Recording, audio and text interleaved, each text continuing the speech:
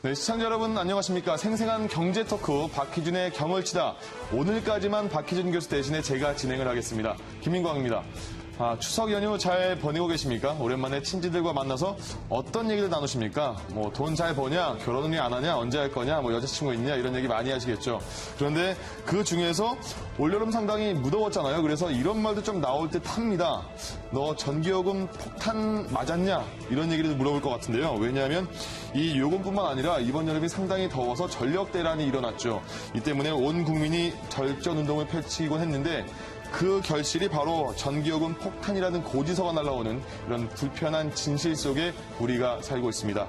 자, 그런데 이 전력난 얘기가 등장할 때마다 지적되는 문제가 하나가 있습니다. 바로 불합리한 전기요금 체계인데요. 원전 비리 같은 문제도 물론 상당히 중요한 문제겠죠. 그런데 그동안 전기요금 체계를 개선해야 한다 이런 목소리가 상당히 많았습니다. 그러나 정부는 10월부터 전기요금을 개편하겠다 이런 방침을 일단 내놓은 상태입니다. 자, 이 개편안을 두고서도 또 다른 논란이 일고 있는데요. 뭐냐면요. 논란의 핵심은 바로 산업계 전기요금입니다. 그동안 산업계 전기요금이 너무 싸다 이런 얘기가 많이 나왔습니다. 그런데 산업계 입장에서는 그렇지 않다. 따지고 우리 설명을 듣다 보면 그렇지 않다는 것을 알 수 있을 것이다. 이렇게 찬반 양측의 입장이 팽팽하게 맞서고 있는 상황입니다. 자, 오늘 이 내용 집중 분석해 보도록 하겠습니다. 잠시 후에 시작하겠습니다.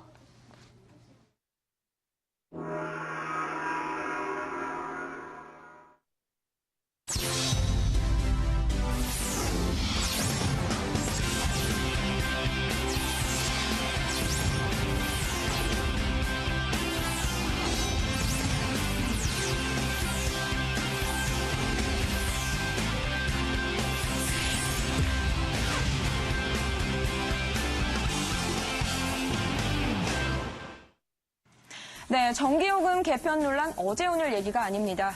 네, 올여름엔 특히 전력 대란 속에서 요금 체계를 바꿔야 한다는 목소리가 높았죠. 네, 그렇다면 과연 그동안 유지돼 왔던 전기요금 체계에 어떤 문제점이 있다는 것일까요? 본격적으로 경을 치기 전에 우리나라의 전기요금 체계를 요모조모 살펴보도록 하겠습니다. 먼저 우리는 용도별로 차등 요금제를 채택하고 있습니다. 주택용, 일반용, 교육용, 산업용, 농사용, 가로 등 이렇게 6가지 종별로 구분이 됩니다. 공급 전압의 차이와 관계없이 전기를 사용하는 용도가 같으면 동일한 요금을 적용하고 있는 것이 특징인데요. 많은 사람이 주목하는 것이 바로 이 용도별 전기 판매 단가입니다. 보시는 것처럼 킬로와트 시당 주택용이 123.69원이고요. 그 다음으로는 일반용이 112.50원, 교육용은 108.84원, 산업용은 92.83원 순으로 이렇게 적용이 됩니다. 특히 우리나라의 산업용 전기요금은요, OECD 국가 중에서도 매우 저렴한 편에 속하는데요. 일본이 킬로와트 시당 0.154달러라면 프랑스는 0.106달러, 미국은 0.068달러, 우리나라는 킬로와트 시당 0.058원으로 상대적으로 저렴한 편에 속합니다. 그런데 이처럼 산업용 전기가 주택용과 비교해도 저렴한 편이고 다른 나라와 비교해도 저렴한 편인 반면에 우리나라 전기 소모량 가운데 53%를 차지하고 있다고 합니다. 네, 또 하나 전기요금 체계 중에 불만이 높은 점이 바로 주택용 누진제입니다.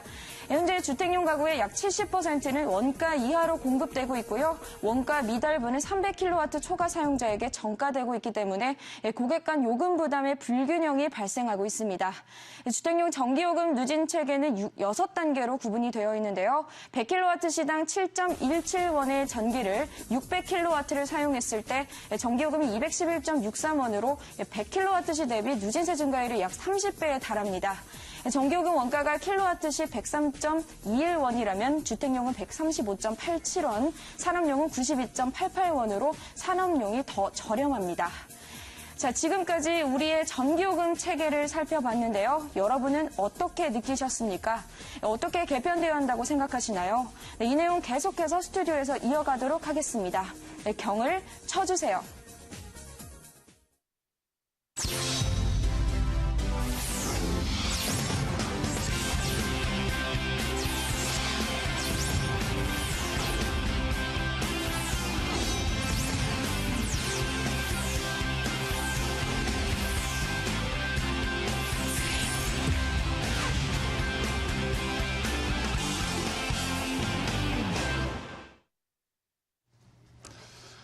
네, 오늘 함께 경을 쳐주실 분들을 소개해드리겠습니다. 먼저 환경운동연합 에너지기후팀의 양희원영 차장 화면 왼쪽에 나와 계시고요. 그리고 가천대학교 에너지 IT학과 홍준희 교수 화면 오른쪽에 나와 계십니다. 안녕하세요. 네, 안녕하세요. 예, 안녕하세요. 안녕하세요. 예, 제가 앞서도 말씀드렸는데 올 여름 상당히 더웠잖아요. 두 분 중에 혹시 전기요금 폭탄 고지서를 받으신 분 계십니까? 저희는 뭐 두 분 중에는 뭐 16,000원 정도. 역시 에너지에 대해서 많이 아시는 분들이라서 아니요, 저는 적당히 10만 원 쓰셨군요. 넘게 냅니다. 그렇군요. 예.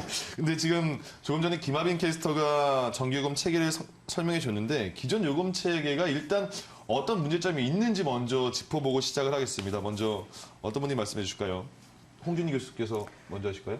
예, 예. 말씀을 들어보면 주택용은 비싸고 기업용, 저는 이제 기업용을 기존 용도별 요금 체제에서 산업용과 일반용을 합쳐서 예. 기업이 쓰니까 기업용이라고 부르는데요. 네. 기업용이 너무 싸다는 생각이 듭니다. 예. 특히 잘 사는 나라와 비교해서 너무 싸다. 우리나라와 비슷하게 사는 나라와 비교해서 너무 싸다. 이렇게 생각을 합니다. 예. 아까 대개 발표 내용을 보면 OECD 평균 대비해서 절반 수준, 우리가 마음에 두고 있는 경쟁국인 일본에 대해서 3분의 1 수준으로 싸거든요. 예. 이것은 너무 싸다는 것이고요. 예. 이렇게 된 것은 우리나라가 전기요금에서 세금을 받지 않기 때문인데 예. 이것은 말하자면 국가 재정을 포기한 것이다. 국민이 가져갈 몫을 포기했기 때문이다. 이런 생각이 들었고요. 예. 두 번째로는 요금 체제가 복잡해서 어떻게 해야 제가 전기요금을 아낄 수 있는지 그걸 알 수가 없습니다. 그 맞는 말씀입니다. 너무 예. 복잡해서요. 제가 전기공학을 함에도 불구하고 예, 그런 걸 알 수 없다는 거고요. 세 번째로는 과거에는 지구의 지속 가능성, 부양 능력에 대해서 저희가 잘 모르고 있었습니다. 네. 전문가들조차도. 예. 그때 이제는 어느 정도 문제의식도 생겼고 그 영향과 걱정이 어떠해야 된다는 것도 알게 되었거든요. 예. 그런 고려가 에너지의 요금 체제 안에 반영이 돼야 되는데 그런 것들이 담겨져 있지 않고 다만 지금 사는 현 세대가 풍요롭고 그냥 편안하게 사는 데에만 초점이 맞춰져 있다. 예. 이런 점이 아쉽고요. 한 가지 더 첨언해 말씀드리면 지금 전기요금 1kWh 요금 수준이 산업용은 한 90원에서 100원 사이, 예.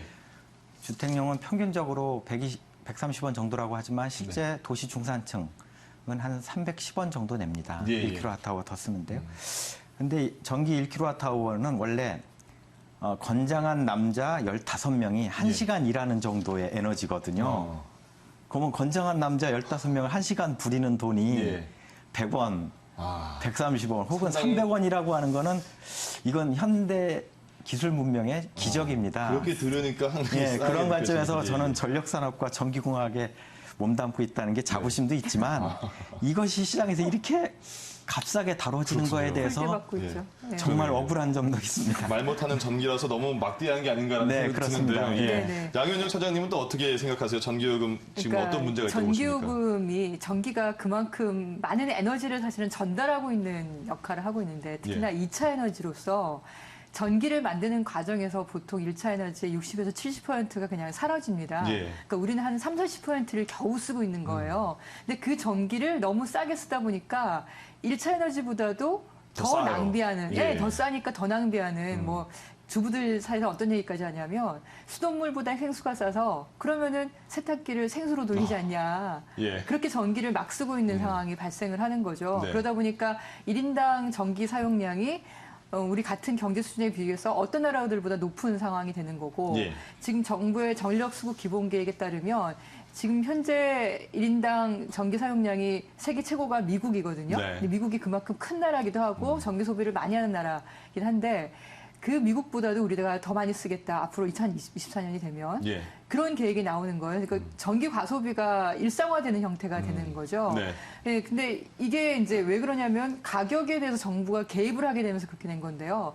우리나라 에너지 정책의 기본 기조는 산업에게 아주 저렴하고 많은 전기를 이렇게 공급하는 게 기본 기조가 된 겁니다. 네. 그러니까 원가 이하의 전기를 대량으로 공급하게 되고 그리고 이게 물가 안정의 수단으로 작용을 하게 되니까 예. 전기요금의 원료비가 아무리 올라가도 그걸 반영하지 못하는 기조가 생기는 거죠. 그러니까 한전이 특히나 지난 5년 이명박 정부 동안에 그 경향이 좀 심했어요. 예.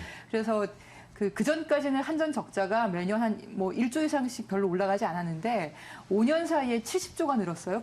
부채만이. 예. 그래서 지금 95조 이상이 된 그런 상황이 되는 거거든요. 근데 이게 한전이 공기업이다 보니까 그 부담이 결국은 국민에게 지는 그런 형태가 되는 거죠. 예, 그러면 처장님께 한 가지 더 여쭤보자면 산업용 전기요금이 그렇게 싸기 때문에 네네. 전력 대란 같은 상황이 온 겁니까? 아니면 전반적으로 뭐 주택용까지 합쳐서 산업용 그런 겁니까? 전기가 전체 전기에서 차지하는 비중이 다른 나라보다 좀 높은 편입니다. 반 이상이 예, 차지하죠? 한 예. 50에서 55% 사이 예, 예. 정도 차지하고요.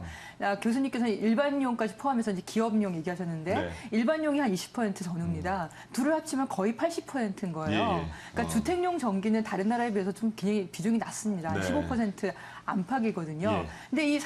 근데 이 주택용 전기는 그런 다른 나라, 뭐 보통 일본과 독일을 비교하는데 우리나라보다 1인당 GDP가 높잖아요. 그런 나라보다 주택용 전기는 절반 수준밖에 안 써요. 네. 근데 그런 나라보다 1인당 전기 소비가 우리가 많다는 얘기는 이런 일반용과 특히 산업용에서 전기 소비가 많다는 걸 뜻하는 거죠. 예, 예. 근데 그러다 보니까 이 전기의 과소비가 어떤 형태로 드러나냐면 바닷물을 전기로 끓여서 소금을 만든다거나 고철을 전기로 녹이는 게 이제 그게 경제적인 이익이 남는 형태가 되는 거예요. 전기를 그냥 막 쓴다는 거죠? 그렇죠. 그래서 양말들을. 해외에서 전기를 많이 쓰는 공장들도 우리나라에 들어와서 예. 그 원가 이하의 싼 전기요금 혜택을 받고 있고 그것으로 해서 한전은 적자 부채가 늘어나는 형태가 되는 거고 그게 예, 예. 국민 부담으로 이어지는 그렇게 그렇군요. 돼버리는 거죠. 지금 저희가 말씀드리는데 산업용, 일반용, 뭐 주택용 이런 전기 사용을 말씀드리잖아요. 세 가지로 보통 나누는 게 맞죠? 예, 농사용, 맞기는 뭐, 맞습니다만서도 그냥 저는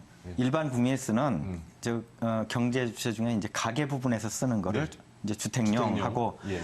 이제 경제 주체 중에 기업 부분에서 쓰는 거를 예. 산업용과 일반용이라 구분했지만 기업용? 이제 통으로 예, 기업용 통으로 이렇게 기업. 말씀을 드리고 알겠습니다. 싶고요. 예, 혹시 하나 더 헷갈리실까 봐. 말씀을 올리면 아까 우리나라 1인당 전기 소비량이 네. 선진국의 2배 수준 뭐 말씀을 하셨지만 이것도 자세히 들여다보면 예. 주택용 그러니까 기업 부분이 아닌 일반 국민들이 쓰는 전기 사용량은 예. 선진국의 절반밖에 안 씁니다. 그렇죠. OECD 평균에. 예. 다만 산업용 부분에서 OECD보다 2배 이상을 쓰니까 이걸 합치면 전체적인 통계 숫자에 착시가 생겨서 예. 우리나라 국민들이 1인당 전기를 많이 쓰는 것처럼 여겨지는 거고요. 예. 두 번째로 OECD 평균 국가 중에서 국민들, 즉 가계 부분에서 쓰는 전기 에너지의 점유 비중이 보통 30에서 35% 사이 됩니다. 네. 근데 우리나라만 유독 이 부분이 작아서 대략 13%에서 15% 수준이니까 현재 우리나라 정책이 시행하고 있는 전기요금 제도라는 거는 국민들이 전기를 궁핍하게 쓰게 하고 예. 기업 기업을 부분에서 전기를 충분히 쓰도록 하고 네. 그렇게 많이 쓸 수 있는 전기의 권리를 예. 수익을 내는 수익 모델로 해서 수출을 독려하거나 이런 산업 정책을 펼쳐왔던 거죠. 그러니까 두 분 말씀을 들어보니까 문제는 기업용, 그러니까 이른바 교수님께서 말씀하신 기업용, 산업용과 일반용 합친 기업용 전기료가 싸기 때문에 벌어지는 일이네요. 네, 그렇죠. 예. 예. 그럼 이분이 왜 이렇게 싸게 그럼 책정을 했으며 지금 이 상황인데도 불구하고 왜 기업용 전기요금에 대해서는 손을 안 대려고 한다 이런 인식을 받을 수밖에 없는 거죠? 저는 이제 교수님께서 정책의 예. 관성이 작동을 하지 않았나 이렇게 네. 생각합니다. 15년 전, 그러니까 IMF 직후를 보면 예. 혹은 직전이거나 우리나라의 전기요금이 OECD 평균 대비해서 싸질 않았습니다. 예, 예. 똑같이 갔어요. 그냥 유가가 오르면 반영해서 오르고 석탄 네. 가격이 오르면 전기요금도 반영해서 올리고. 근데 IMF를 거치면서 이제 경제 주체 중에 기업 부분이 굉장히 어려워졌잖아요. 예. 그때 우리의 국민들 가계 부분과 국가에서 특별한 대책을 세웁니다. 예. 가계에서 기업 부분을 돕기 위해서 금을 꺼내서 도와줬고요. 그렇죠. 그다음에 정부에서는 여러 가지 공적 자금을 투입을 해서 기업 부분을 살려냈지요. 예. 이렇게 살려낸 정책 중에 전기요금을 낮게 유지하는 정책이 있었습니다. 이것이 15년 된 DJ 정부 5년 동안 유지가 돼서 OECD 평균 대비 한 30% 정도 할인하는 정책을 펼쳤고 산업 발전을 위해서 도와준 거죠. 그 예. 덕에 이제 기업들은 수출을 정말 잘했습니다. 네. 경쟁력도 세우고 해서 전기요금을 할인받은 대신에 국민들한테 재빨리 일자리를 만들어줬고요. 예, 예. 수출을 견인해서 국가를 성장시키는 이런 선순환이 이루어졌는데 예. 그러면 한 5년 정도 지나서 기업 부분이 건전해졌으면 이런 예. 정책을 다시 고려를 해서 튜닝을 했어야 되거든요. 그렇죠. 근데 그 시기를 놓친 거죠. 아. 그리고 그 관성을 유지하다가 예. 5년 전 2008년도 시점에서 지난 정부가 들어오면서 적극적으로 원달러 환율을 약세로 전환시키는 예. 수출 강화 정책을 펼쳤거든요. 이것 네. 때문에 또 전기요금의 격차가 벌어지게 됩니다. 그 당시 그렇군요. OECD 예. 선진국들은 유가가 이제 급등을 하니까 전기요금을 많이 올려갔는데 우리나라는 오히려 낮춰가거나 현 상태를 유지하면서 이제 격차가 벌어지는데 대체로 선진국 대비해서 예. 60% 정도 할인율을 적용을 하게 되는 상태로 현재까지 오게 된 겁니다. 그렇군요. 저희가 그 산업계에 계신 분들이 그 방송을 보시면 억울하다 이렇게 느끼실 수 있을 것 같은데 그래서 저희가 표를 하나 준비해봤거든요. 전기요금 인상률이 산업용 전기요금 인상률도 상당히 크다 이런 얘기도 있습니다. 일단 그래프 한번 보시죠. 예, 지금 주택용이 이 표가 지난 2000년 11월부터 해서 올해 1월까지 누적 인상률을 나타낸 겁니다. 주택용이 9% 인상한 반면에 산업용은 78.2%가 증가를 했거든요. 이 표를 가지고 업계에서는 이렇게 말합니다. 우리가 상당히 이렇게 많이 올랐다, 전기요금이 이렇게 많이 올랐다. 그러니까 그냥 킬로와트당 따지는 요금은 주택용이랑 비교하는 게 말이 안 된다. 이렇게 주장을 하는데 거기에 대해서 어떻게 말씀할 수 그 전에 있을까요? 워낙 쌌거든요. 예. 네, 워낙 쌌습니다. 지금 교수님은 이제 97년 그 전후를 말씀하시는데 저는 80년대로 더 거슬러 올라가야 된다 생각을 예. 해요. 물가는 올라가지 않습니까? 시간이 지나면. 네. 근데 우리는 80년대에 전기요금을 오히려 9차례에 걸쳐서 인하를 시켰어요. 예, 예. 그때 인하를 시킬 때 산업용 전기요금도 특히 많이 인하를 시켰고 네. 그리고 그 심야 전력 요금, 그러니까 밤에 쓰는 전기 요금에도 특히나 뭐 한 번에 한 20% 이상씩 인하시키는 그런 일이 발생을 하면서 예. 산업용 전기요금이 굉장히 쌌던 거죠. 그래서 그걸 정상화가는 과정이 아닌가라는 생각이 드는데 상대적인 비교를 보려면 얼마나 올랐는지를 보기보다 네. 절대적인 비용에 대해서 비교하는 게 맞을 것 같고요. 그렇게 예. 본다면 킬로와트아워당 아까 중산층이 한 300원 얘기하시는데 앞에 표를 볼 때도 한 뭐 120원, 130원 이 정도, 120원 정도 얘기하지만 실제로는 보통 주택용 전기요금으로 보면 한 200원에서 300원 정도 내는 거라고 보시면 돼요. 대부분 예. 그쪽에 다 몰려 있지 않습니까? 근데 산업용은 90원에 불과하다는 거죠. 네. 그러니까 절반도 안 되는 가격으로 지금 쓰고 있는 상태입니다. 예, 그럼 처장님 한 가지 더 여쭤보면 네. 산업계가 말하는 게 실질적인 원가 얘기를 하는 것 같아요. 기업에서 네네. 예. 송전선로에서 고압전기를 끌어다 쓰는데 그 네. 길도 우리가 만들어야 되고 네네. 그 보수 유지도 우리가 네. 다 비용을 내야 되고 그런 걸 네. 따지면 네. 그렇게 단순하게 뭐 킬로와트당 92원 따지는 게 좀 네. 억울하다. 네. 다 저는 따지면- 근데 예. 가격이 우리가 언제부터 원가를 따지기 시작했나요? 아. 가격은 가치가 예, 예. 아닌가요? 그러니까 우리가 전기가 모자라면 그만큼 비용이 올라야 되는 거죠. 네. 그렇죠. 근데 우리는 전기가 모자라도 가격이 똑같아요. 예. 예, 그리고 전기를 생산하는 과정에서의 원가도 필요하지만 그것 때문에 발생하는 환경 피해나 미래 세대에 대한 부담이나 사회적 갈등은 누가 비용을 냅니까? 예. 그 비용을 아무도 지금 내고 있지 않아요. 예를 들면 밀양 송전탄 문제 어떻게 할 건지. 그리고 원전이 이렇게 늘어났는데 원전 사고 나면 그 비용은 누가 낼 건지. 거기에 나오는 수십만 년 핵폐기물은 또 어떻게 할 건지. 예, 그렇지 예, 않습니까? 그리고 온실가스 문제는 또 어떻게 할 건지. 이게 지금 온실가스 문제만 보더라도 전력 소비가 급증을 해서 사실은 지금 우리가 온실가스가 급증하고 있는 상황인데. 예. 근데 이 온실가스를 이명박 대통령께서 세계적으로 공언하고 약속했던 그대로 가려면 2020년까지 30조 원의 비용이 필요하다고 얘기를 하고 있습니다. 예. 그 비용은 도대체 누가 부담을 할 거냐. 그런 비용들이 사실 다 고려가 되면서 해야 되는 거지 단순히 원가만 따져갖고 되는 문제가 아닌 거죠. 알겠습니다. 예. 네, 하나 더 말씀드리자면요. 말씀하시죠. 지금 원가주의에서 탈피하자고 하시면서 원가를 거론하셨는데요.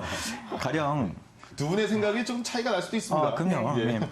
저는 이렇게 생각합니다. 산업계에서 이제 주택용 대비해서 원가가 싸다. 왜냐하면 전기를 받는데 네. 이제 수전 설비도 스스로의 투자로 갖추고 이런 비용들을 많이 들이기 때문에 싸다고 네. 하는데요. 근데 어떤 집에서 자동차를 한 10대 구매하면서 네. 주차장을 짓거나 차고를 지었다고 차값을 깎아주지는 않지 않습니까? 깎아줘도 뭐 10대 이상 구매하면 대량 구매하니까 예. 한 5에서 10% 정도 뭔가를 이렇게 껴서 주겠지요. 네네. 그러니까 산업계가 여러 가지 수전 설비 비용이나 이런 것 등등으로 해서 부담을 자기가 떠안기 때문에 전기를 싸게 공급해야 된다고 하는 주장은 예, 예.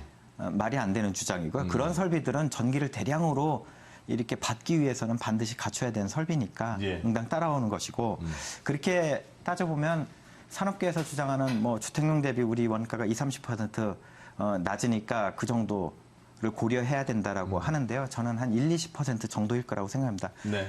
그런 주장을 받아들이면 주택용 대비해서 한 20% 깎아주면 돼요. 예. 지금 그런데 어마어마하게 낮은 할인율을 적용하고 있지 않습니까? 지금은 주택용에 비해서 그러면 한 몇 %가 싼 겁니까? 한 한 30% 싼 겁니까?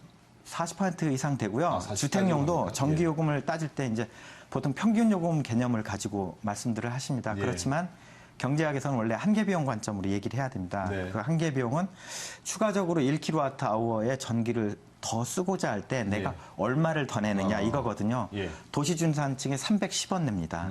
근데 도시에 있는 기업이든 시골에 있는 기업이든 기업은 쌀 때는 56원 내고 예. 비쌀 때도 한 120원 내니까 지금 현재 일반적으로 주택용 요금 대비해서 한계비용 관점으로는 3분의 1밖에 안 되는 거예요. 네네.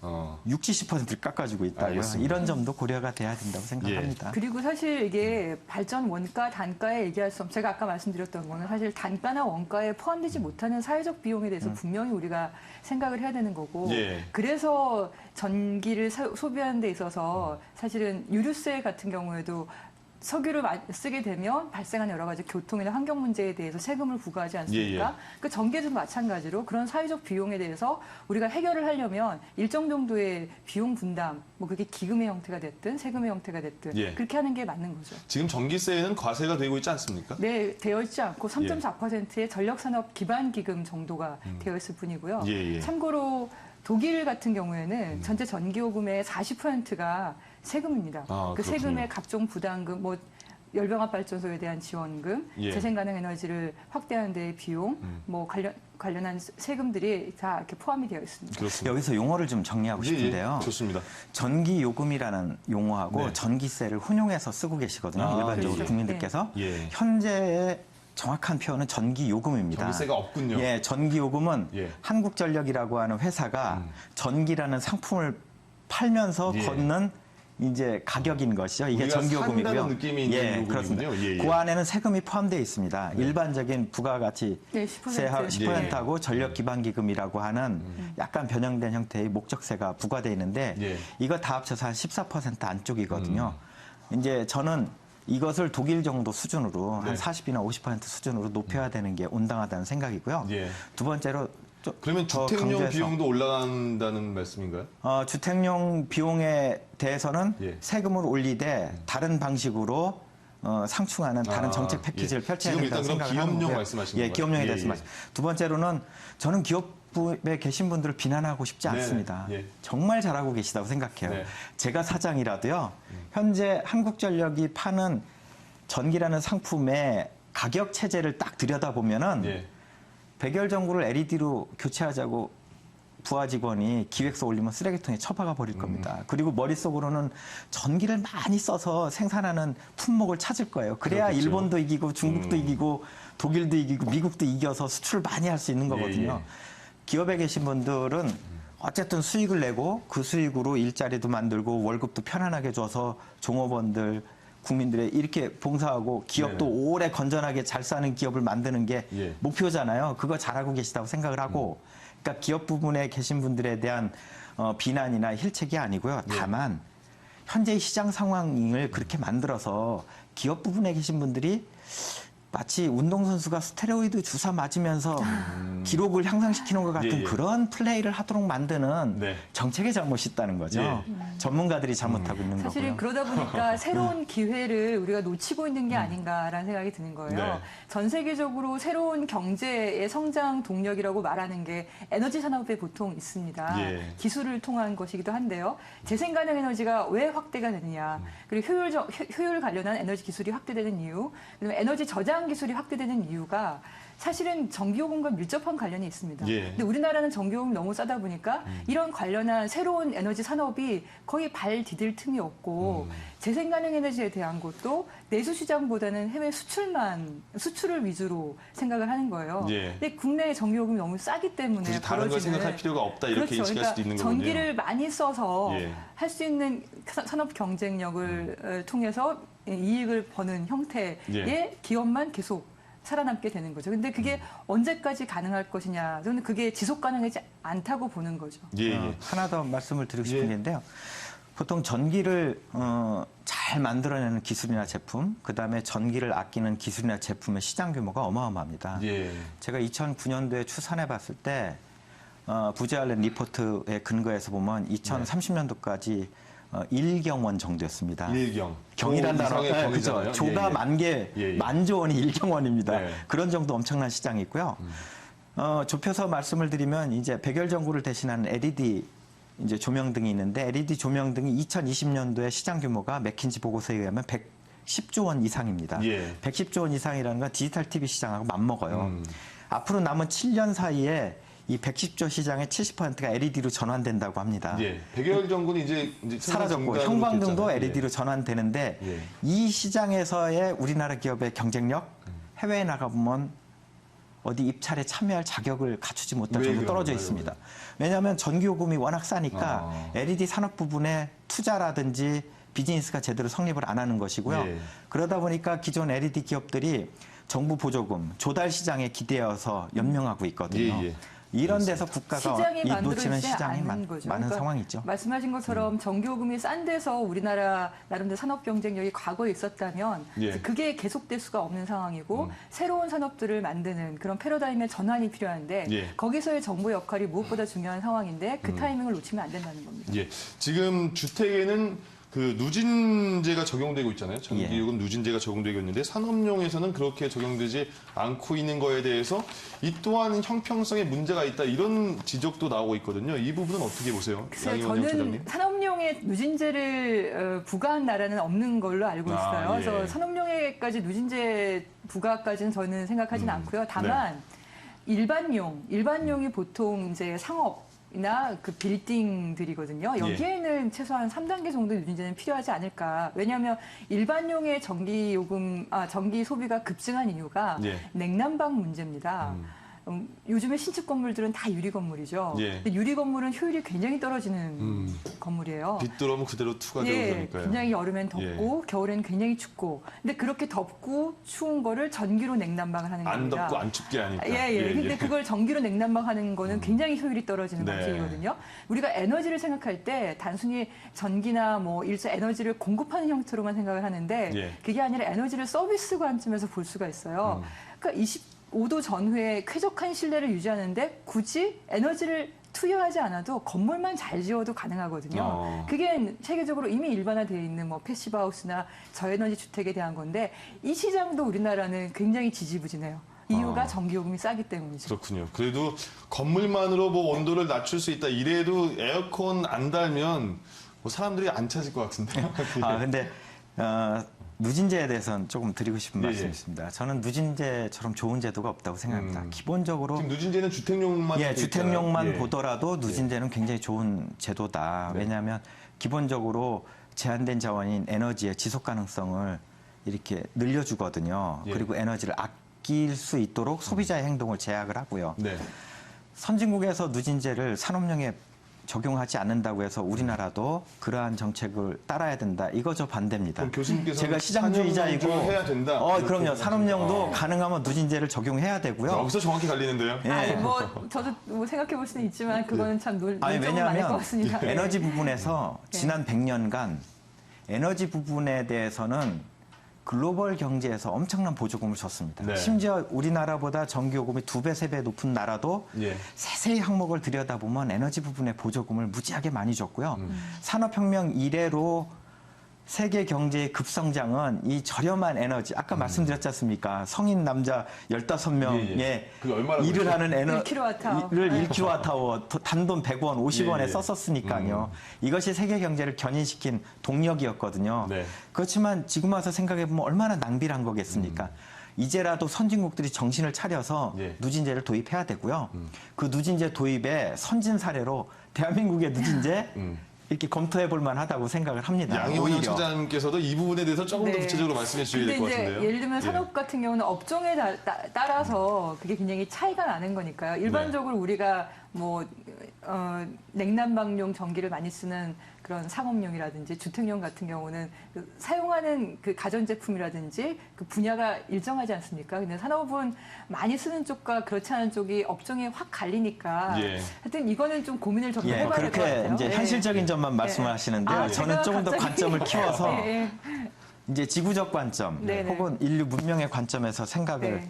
해보고 싶어요. 네네. 진지하게. 네. 그러면은 석유 자원이라든지 이 에너지 자원의 예. 이제 지속 가능성 한계를 우리가 눈앞에 목도하고 있거든요. 그러면 예. 인구는 또 70억에서 80억, 이제 2050년 되면 90억에 이를 거라고 합니다. 인구 성장이 있고, 그럼 인구 성장 문제하고 에너지 자원 문제를 해결하기 위해서는 전 세계적으로 거버넌스를 세워야 돼요. 어떻게? 예. 적은 양의 에너지로 똑같은 성과를 내도록 하는 체계. 예. 이런 관점에서 누진제 네. 전 세계적으로 한번 검토를 해봐야 됩니다. 예, 알겠습니다. 좋은 지적이시라고 생각합니다. 아, 네. 예. 자, 그리고 산업용 전기 요금제 계속 말씀을 드리고 있는데, 뭐 산업용, 그러니까 합쳐서 기업용이라고 표현을 해주셨는데, 기업용이 뭐 거의 80%를 차지해서 저희가 계속 이 부분 위주로 말씀을 드리고 있는 것 같습니다. 정부가 주택용 누진제에 대해서 3단계로 개편을 하겠다, 이런 뭐 계획을 세우고 있는 것 같아요. 그러면 좀 도움이 된다고 보십니까? 어떻습니까? 사실은 저는 이제 주택용 전기요금의 누진제 완화에 대해서는 기본적으로 좀 동의하지는 않고 있고요. 아, 예, 예. 왜냐하면 특히나 이번에 새누리당 에너지 특위에서 당정 협의를 하고 나서 발표하신 걸 보면 예.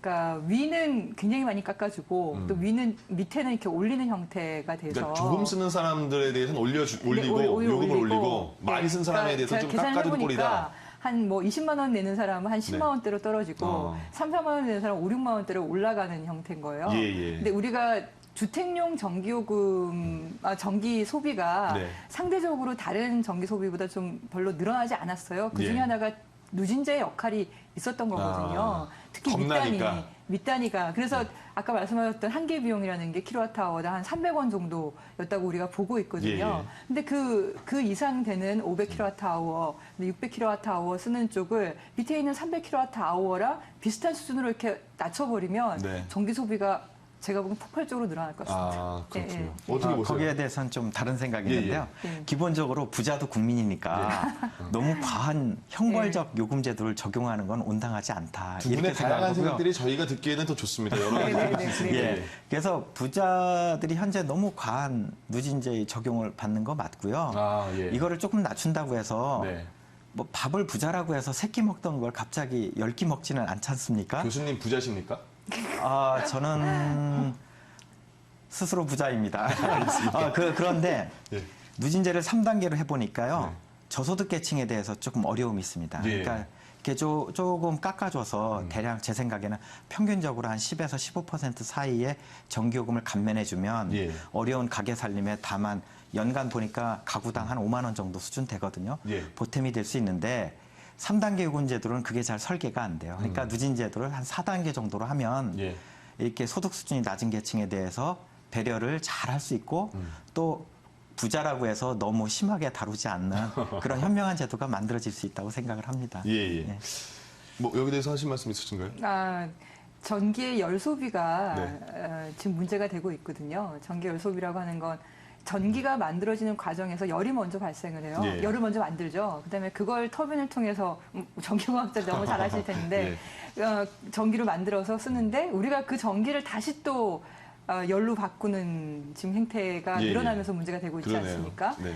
그러니까 이게 단순히 부자다 아니다의 문제가 아니고요. 전기의 소비 행태의 문제가 되는 겁니다. 예. 실제로 주택용 전기요금을 말씀하신 것처럼 그렇게 완화시키게 되면 전기의 열 소비가 급증하게 될 거라고 예상을 합니다. 예. 그래서 아까 말씀하셨던 산업용 전기요금에서의 누진제가 필요하다는 그 논리 그대로 저는 주택용 전기요금의 지금 현재 누진제를 윗단위를 오히려 강화시키는 방향으로 가는 게 필요하지 않을까. 그러지 않으면 이게 소비가 좀 많이 올라갈 거라고 예상을 합니다. 예. 두 분의 뭐 예. 추가하시겠어요? 그렇긴 하더라도요. 예, 열도 결국 화석연료로부터 나오는 것이니까 전기의 기능에서 다시 돌아볼 만합니다. 전기를 기반으로 사용을 하게 되면 예. 이제 화석연료가 아닌 비화석연료를 활용할 수 있는 그 유연한 체계에 도움이 됩니다. 예. 그런 점도 있기 때문에 좀 요 점에 대해서는 이제 여러 알겠습니다. 가지 논의가 필요할 거라고 생각합니다. 초반엔 두 분이 어느 정도의 같은 입장을 계속 가시다가 약간은 지금 이렇게 벌어지는, 다시 또 모을 수도 있고, 예, 계속 진행해 나가겠습니다.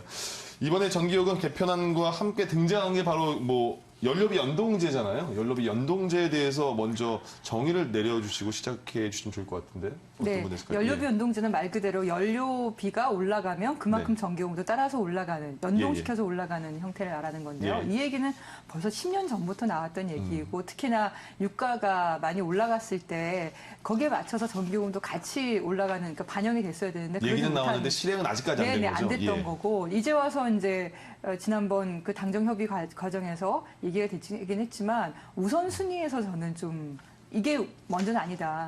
그러니까 전기요금의 정상화에서의 우선순위 문제는 네. 한전 적자의 해소가 우선순위가 아니라 지금 현재의 잘못된 전력 소비 행태? 예. 그다음에 새로운 경제 성장 동력을 만드는 것 예. 이런 쪽으로 가야 된다라는 거죠. 예. 그렇게 본다면 연료비 연동제만 하게 되면 말씀드렸던 한전의 부채나 적자를 해소하는 정도의 수준에서 그치고 예.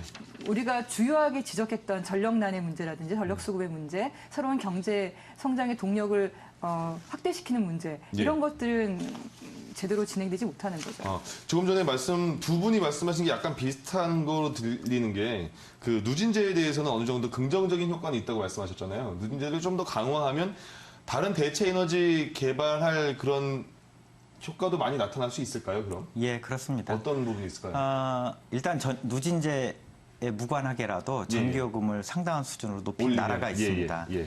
호주 같은 나라가 그런 경우인데요. 네. 5년 전에는 우리나라하고 전기요금 수준이 비슷했습니다. 예. 이러던 나라가 이제 그 송배전망이 낡아서 교체하는 비용이 많이 들면서 전기요금을 적극적으로 올리는 정책을 펼치는데요. 예. 지난 5년간 낮은 주는 한 50%, 예. 많이 올린 주는 70% 수준 올렸고요. 네. 향후에는 환경세를 도입을 해서 추가로 30% 이상 더 올리는 것이 예고되어 있습니다.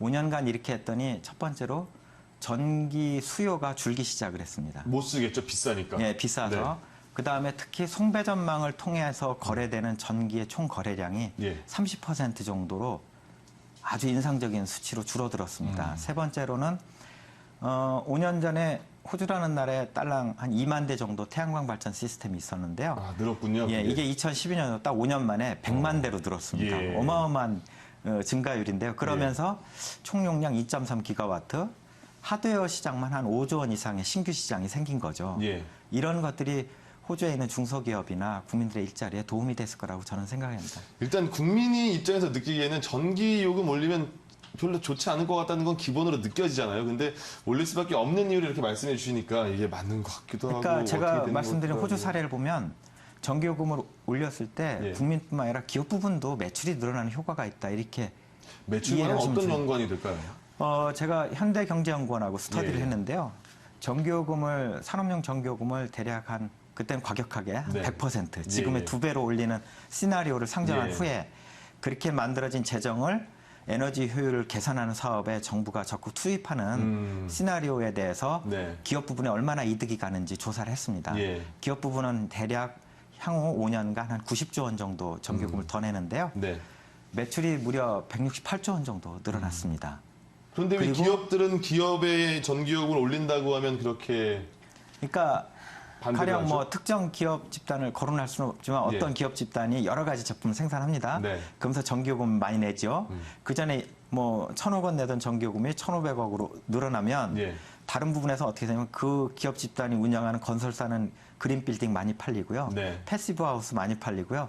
반도체 회사는 태양광 전지 많이 팔리고 LED 많이 팔리고 예. 전기 자동차 많이 팔리고 이런 매출 신장 효과가 있고 예. 그렇게 해서 더 많은 이익을 올릴 수 있는데 지금까지 한 번도 전기요금이라는 걸 이렇게 거시경제 차원에서 득이 되는 요인이 있다는 걸 주장하거나 연구한 전문가도 없고 예. 고려한 정책이 없었던 거죠. 당장의 앞만 보고 예, 이렇게 비용만 측정이 생각하고 됐다, 이런 부담만 거는. 고려했지 네.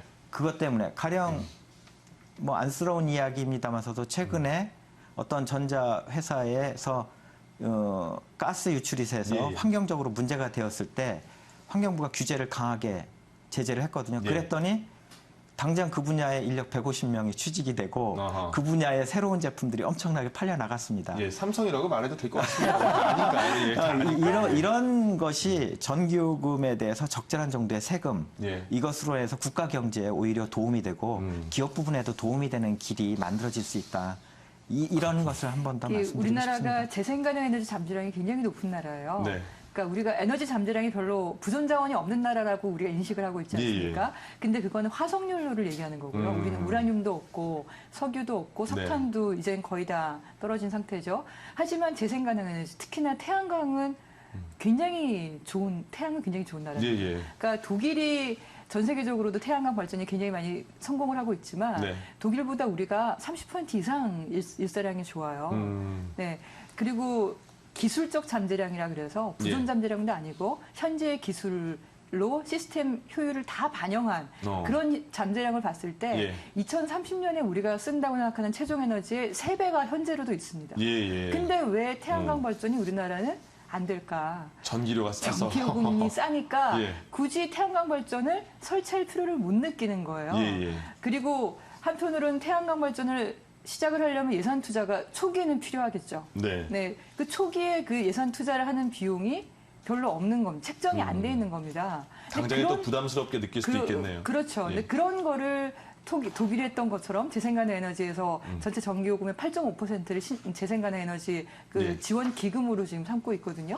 우리도 한 10% 정도만 아니면 뭐 8.5%지 그만큼 부과를 하게 된다면 그만큼 그걸 다시 재생가능 에너지 쪽으로 투여를 하게 되고 그럼 관련 산업이 증가하게 되는 거죠. 그리고 또 한편으로 우리나라는 송배전 문제가 좀 심각한 상황이죠. 어떤 점 때문에 그렇죠? 발전소도 한쪽에 몰려 있고 그다음에 전기를 많이 쓰는 곳도 수도권에 몰려 있는 상황이에요. 그러다 보니까 765kV와 같은 아주 초고압 송전탑이 우리나라처럼 좁은 국토에서는 별로 있지 않은데 뭐 미국이나 캐나다처럼 대륙을 횡단하는 정도의 그 전기 소비, 전기 낭비를 줄이기 위한 유출되는 거 막기 위해서 보통 쓰는데 우리나라처럼 좁은 국토에 765kV 초고압 송전탑이 들어서고 있잖아요. 근데 인구 밀도가 높다 보니까 이런 갈등이 계속 생기고 있는 거예요. 그렇군요. 그리고 이런 것을 어쨌든 막으려면 분산형 전원으로 가야 되는 상황인데 분산형 전원이요? 그렇죠. 근데 발전소도 분산시키고 그다음에 전기를 소비하는 소비지도 분산시키는 방법으로 가는 게 이제 미래지향적인 방법인데 이것도 결국은 전기요금과 밀접한 관련이 되는 거죠. 여러분들이 지금 들으시면서 어떤 생각이 드실지 모르겠는데 저도 뭐 일반적인 국민 입장에서 전기요금 오르면 좀 싫다 이런 생각이 들었는데 계속 양측에서 이렇게 전기요금이 올라야지 다른 부분에 대해서 뭐 좋은 점이 많다 이렇게 말씀하시니까 올라도 되는 건가 싶기도 하고 이런 생각이 듭니다. 제가 오해를 드린 것 같은데요. 제 주장을 분명히 해야겠습니다. 알겠습니다. 저는 전기요금을 올리는 것은 전기를 너무 값싸게 쓰고 있는 기업 부분 딱 2%입니다. 전체 전기 소비자 2%. 기업 부분만 올리자는 주장이고요. 기업 부분만 올리자? 이 부분을 OECD 평균 대비해서 한 10% 정도 낮게 해주면 충분하지 않느냐. 수출하신다니까. 그리고 그런 것이 온당하니까. 이렇게 하자는 얘기고요. 나머지 98% 중에서 일반적으로 얘기하는 주택용 가계 부분이 한 85% 정도 됩니다. 숫자로는. 이 부분에 대해서는 평균적으로 한 10에서 15% 낮춰서 가구당 연간 5만 원 정도의 전기요금 부담을 경감시킬 수 있겠다. 그렇게 하고도 아까 말씀드린 것처럼 신재생 에너지를 지원하는 정책이라든지 거시경제 차원에서 성장률을 높이는 잠재적으로 말하자면 시장에서의 총수요를 유발시킬 수 있는 여러 가지 재정 정책을 펼칠 수 있다는 거죠. 이렇게 얘기를 하면 전기요금 문제는 에너지 부분이나 전력 부분의 문제가 아닙니다. 저는 기준금리 말씀을 드리고 싶은데요. 한국은행이 돈의 값을 정할 때 기준금리를 이렇게 뭐 2달이나 3달마다 오르거나 내립니다. 이거에 대해서 돈의 값이 비싸다느니 싸다느니 논쟁 없습니다. 다만 그 시점에서 돈의 값, 금리를 올렸을 때 이게 온당하냐, 국가 경제에 도움이 되고 기업에 도움이 되고 국민에게 도움이 되느냐 아니냐만 따지죠. 전기요금도 마찬가지입니다. 전기요금을 올려서 국가 경제와 기업과 국민에게 도움이 되면 올려야 되고요. 너무 많이 올렸더니 전체적으로 손해가 되면 내려야 되는 거죠. 이렇게 돈의 값의 기준이 되는 기준금리 정하는 것처럼 에너지 전체 체계의 기준값이라고 할 수 있는 전기요금을 전체 거시경제 상황을 봐가면서 올리거나 내리는 이런 알겠습니다. 발상의 전환이 필요하다고 생각을 합니다. 지금 저희가 시간이 조금은 남았는데요. 이렇게 입장을 확실히 정리해 주셨으니까 양희원 처장님께서도 입장을 확실히 정리해 준 다음에 나머지 질문을 좀 드리죠. 기업용의 사실은, 2%를 올려야 된다 이렇게 말씀해 주셨습니다. 예. 저는 그걸 2%로 한정하거나 이런 방식보다는 전반적으로 전기요금의 한계 비용대로 지불하게 하는 게 좋을 것 같고요. 거기서 특정 업종일 경우에는 전기에 대한 의존도가 높은 경우에는 뭐 다른 혜택을 준다거나 예. 아니면 전기요금을 싸게 유지하면서 사실상 저는 고용이 더 떨어졌다고 생각을 하거든요. 네. 왜냐하면 이게 전력화가 되다 보면 사람이 하는 일이 기계가 하는 일로 바뀌게 되는 겁니다. 하지만 이제는 GDP나 얼마나 성장했냐 이것도 중요하겠지만 얼마나 고용이 많이 되었냐도 굉장히 중요한 상황이죠. 고용률 70%가 목표잖아요, 그렇죠. 대통령도. 예. 그래서 이 고용을 많이 늘렸을 경우에 다른 혜택을 준다거나, 그러니까 기본 가격은 그러니까 한계 비용을 유지하게 하고 예. 이런 상황에서 여러 가지 혜택이라든지 필요할 경우에 절감 정책들을 이제 가져가는 게 맞지 않냐라는 네. 생각이 들고요. 예. 주택이용은 현재 누진 요금을 완화시킨다 하더라도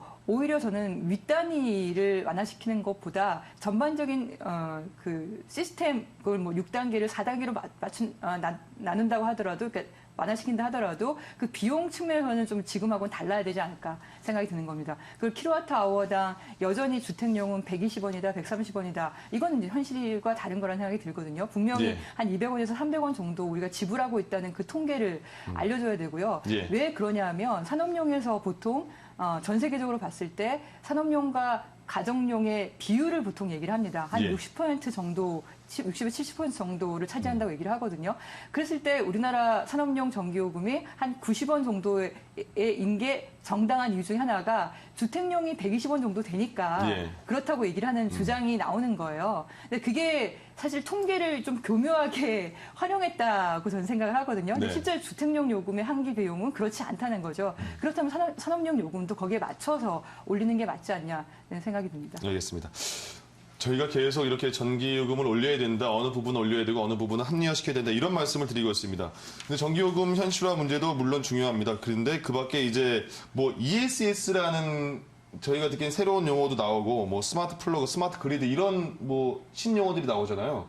그런 거는 어떤 겁니까? 먼저 설명해 주시고 그런 말이 나오는 이유에 대해서 말씀해 예, 주시죠. ESS는 에너지 스토리지 시스템. 예. 다른 말로 얘기하면 이제 전력 저장 장치입니다. 네. 그러니까 전기를 저장하는 이제 흔히 배터리라고 얘기하는 예. 그런 장치이죠. 그래서 이 장치의 의도는 전기가 비쌀 때 저장을 했다가 전기가 쌀 때 저장을 했다가 전기가 네. 비쌀 때 그걸 오히려 사용하는 시장에 거군요. 팔거나 사용을 해서 전기요금을 줄인다 이런 목적인데요. 우리가 그러니까 충전기라고 생각합니다. 예, 충전기라고 충전지? 생각을 예. 하시면 됩니다. 예, 예. 이것도 전기요금이 어느 정도 수준이 되어야 이제 그 수익이 나오는 구조가 되는 거죠. 예, 예. 이런 것이고요. 전기 자동차도 비슷한 개념입니다. 네. 배터리를 장착한 자동차를 써서 전기가 쌀 때 충전을 해서 출퇴근을 하고 전기가 비쌀 때는 뭐 팔 수도 있고 네. 혹은 전기 사용을 하지 예. 않게끔 하는 이런 용도의 이제 혁신 기술이지요. 예, 예.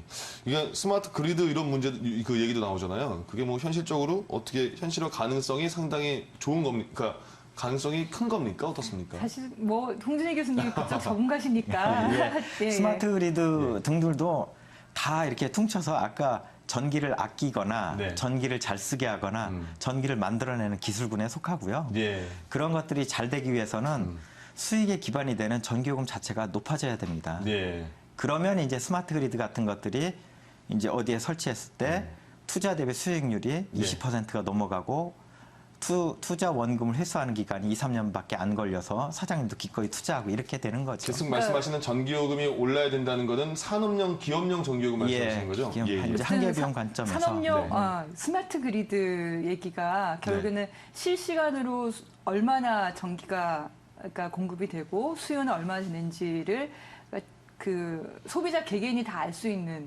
그런 시스템을 이제 IT와 연결시켜서 만드는 건데요. 이게 예. 의미가 있으려면 사실은 실시간 요금제라든지 네. 아니면 피크 요금제라든지 그런 게 현실화가 돼야지 이게 스마트 그리드가 의미가 있어요. 그러니까 우리가 스마트폰 사용할 때 실시간 데이터 확인하는 네네. 것처럼요. 그렇죠. 예, 예. 그러면은 당연히 이제 공급보다 수요가 늘어나는 것 같은 그런 뭐 전력난 시기에는 당연히 예. 비용이 올라가면 사람들이 이때는 전기 요금이 비쌀 테니까 예. 그 주변에 좀 분산시켜서 하려고 할 거고 네. 분산시키려면은 그 전기를 저장하는 그런 시스템이 또 필요한 거고 예. 그 관련한 기술과 산업이 발전하게 되는 거죠. 근데 우리나라는 스마트 그리드 얘기를 하면서 이것을 피크 요금제나 실시간 요금제로 연결시켜서 얘기하지 않아요. 예. 그러면 수조 원을 들여서 스마트 그리드를 왜 보급을 하려고 하냐. 그게 이상해지는 상황이 되는 겁니다. 네. 그러니까 전기요금에 대한 개편이 있어야만 예. 우리가 개발하려고 하는 여러 가지 에너지 관련한 기술이 실제로 의미를 갖게 되는 겁니다. 네. 예, 예. 하나 더 이제- 말씀드리면 예, 스마트 그리드는 예. 전기를 소비하는 소비자가 네. 스마트해지도록 만드는 그리드 그렇죠. 기술입니다. 예. 근데 소비자는 비싸면 자동으로 스마트해져요. 너무 저렴하니까 스마트할 이유가 없습니다. 아, 그렇군요. 뭘 신경을 쓰겠습니까? 그냥 생각 안 하고 써도 되니까. 예, 이런 생각 안 하고 거군요. 써도 알겠습니다. 되는 거죠. 일단 비싸야 예. 되는 거죠. 자, 상품이. 이제 시간이 거의 마무리 단계입니다. 이제 한 말씀씩만 하시면 될 것 같은데요. 그러면 그 전기요금 개편 이렇게 하면 좋겠다. 짧게 마지막으로 한 말씀씩 아니면 하고 싶은 덧붙일 말씀 있으시면 한 분씩 해주시죠. 근데 교수님 먼저 하실까요? 예. 제가 알기로는 전기요금 정상화 기업에 계신 분들도 과반수 이상이 찬성을 합니다. 네. 반대하시는 기업들 소수라고 알고 있습니다. 이분들이 전기요금 정상화의 길목을 막고 일부의 사적인 이익을 주장하는 것이 전기요금 반대론입니다.